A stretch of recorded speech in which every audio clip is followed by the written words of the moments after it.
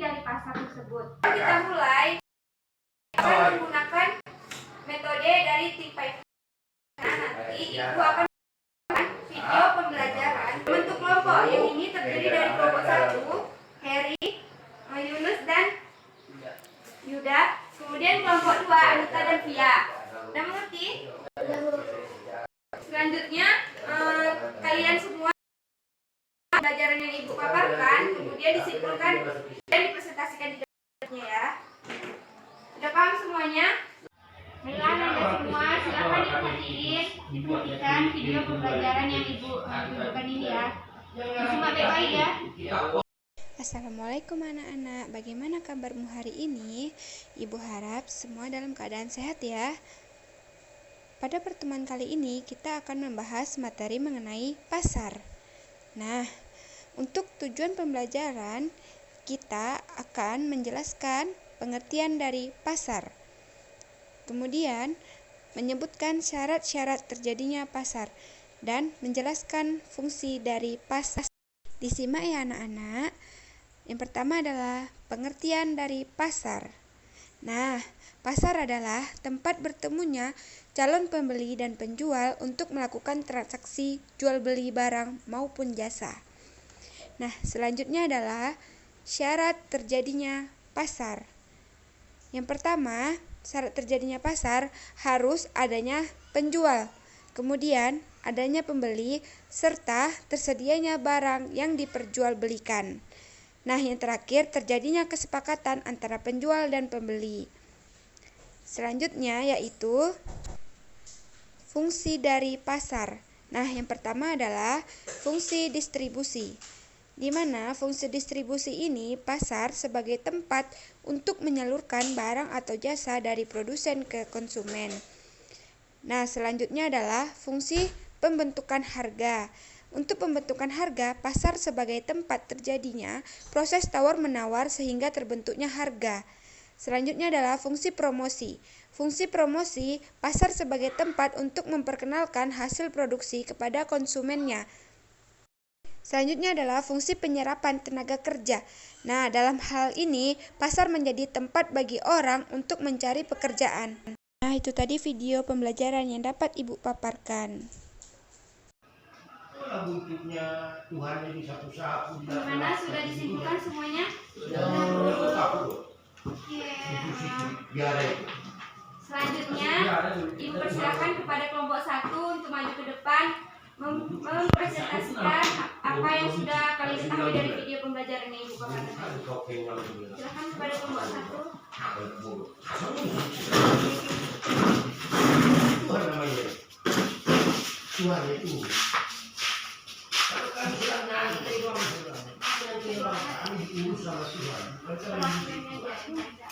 Assalamualaikum warahmatullahi wabarakatuh. Waalaikumsalam. Alhamdulillah kita masih sempat bersama-sama berkumpul di kelas yang sederhana ini. Baiklah, saya akan membacakan yaitu pengertian pasar. Pasar adalah tempat bertemunya calon pembeli dan penjual dan melakukan transaksi jual barang atau jasa. Yang kedua, B. Syarat-syarat terjadinya pasar. Yang pertama, adanya penjual. Yang kedua, adanya pembeli. Dan yang ketiga, tersedianya barang yang diperjualbelikan. Dan yang keempat, yaitu yang terakhir, kesempatan antara penjual dan pembeli. Baiklah, cukup sekian. Assalamualaikum warahmatullahi wabarakatuh. Silakan untuk kelompok 1. Alhamdulillah, terima kasih kepada kelompok 1. Sangat luar biasa ya. Selanjutnya, Ibu persilakan kepada kelompok 2 untuk mempresentasikan hasil diskusinya.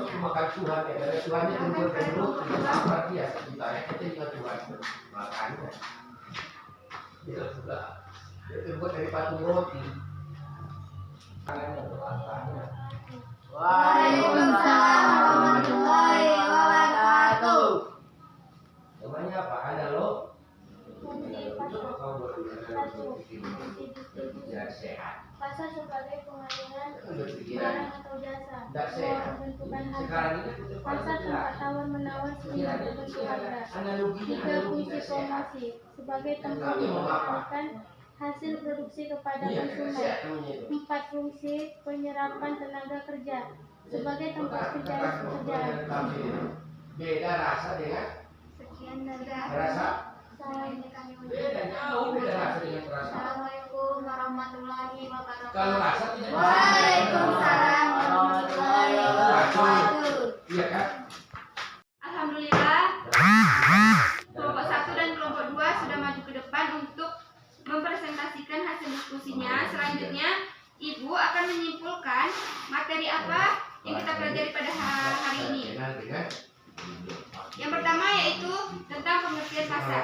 Nah, tadi teman kita sudah menjelaskan apa itu pengertian pasar. Sudah jelas ya, bahwasannya pasar itu adalah tempat bertemunya si calon pembeli dengan si penjual, di mana pada saat si penjual dan pembeli ini bertemu akan ada terjadinya transaksi. Transaksi ini berupa adanya barang. Si penjual menjual barang, kemudian kita sebagai calon pembeli akan mengeluarkan uang sebagai alat tukarnya. Nah, dari itu terjadilah transaksi, dari kegiatan tadi maka terjadilah transaksi. Selanjutnya yaitu syarat-syarat terjadinya pasar. Nah, untuk syarat terjadinya pasar ini dia harus adanya si penjual dengan si pembeli. Kenapa? Karena tanpa adanya si penjual, si pembeli tidak akan tahu barang apa yang dijual oleh si penjual tadi. Nah, dengan adanya penjual, si pembeli akan dapat memenuhi kebutuhannya. Salah satunya yaitu seperti Heri tadi ingin membeli misalnya ingin membeli produk sikat gigi gitu atau Pepsodent kan. Nah, jadi Heri harus bertemu dengan si penjual dan bertanya, Bu, apakah ada Pepsodent di sini? Soalnya saya membutuhkannya. Jadi dari hal itu maka Heri harus memberikan uang kepada si penjual. Dan penjual akan memberikan barang yang ingin dibeli oleh si Heri tadi. Nah, selanjutnya harus adanya terjadi kesepakatan antara si penjual dengan si pembeli. Kesepakatan di sini maksudnya Heri harus ingin memiliki Pepsodent tadi, tapi Heri ini harus mengeluarkan uang dulu terlebih dahulu. Bu, berapa harganya di hari ini? Nah, Heri mengeluarkan uang sebanyak 5.000. Nah, itulah terjadi kesepakatan antara si penjual dengan si pembeli tadi.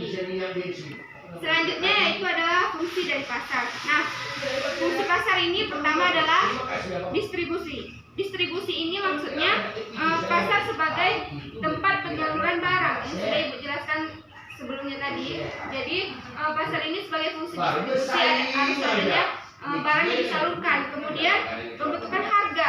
Dari adanya barang tadi maka akan terbentuknya suatu harga dari barang tersebut, karena setiap barang itu dia memiliki harga. Kemudian adanya fungsi promosi. Nah, untuk promosi ini dilakukan agar si calon pembeli tadi ini mengetahui bahwasannya produk ini sedang dijual atau diperkenalkan kepada calon konsumen.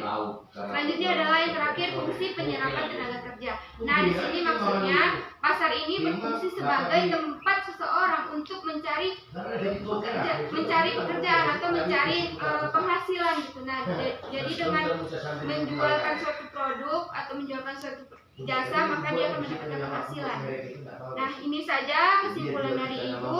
Sebelumnya Ibu ingin bertanya, adakah yang belum paham terkait materi kita pada pagi hari ini? Insya Allah ada, Bu. Anita ada? Enggak, Bu. Ada. Paham semua ya?